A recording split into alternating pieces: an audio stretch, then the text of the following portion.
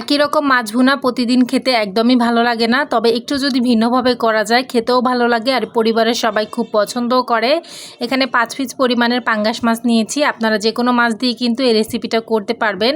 এক টুকরো লেবুর রস, সামান্য লবণ, হলুদ আর মরিচের গুঁড়া সামান্য পরিমাণের আর একটু সয়াবিন তেল দিয়ে এই মাছটাকে 10 মিনিটের জন্য রেখে দিব। তো 10 মিনিট পরে একটু ডুবো তেলে ফ্রাই করে নিব। আপনারা চাইলে আর একটু কম তেল দিয়েও ফ্রাই করে নিতে পারবেন। তো একটু মচমচা করে ফ্রাই করে এখন তুলে নিব।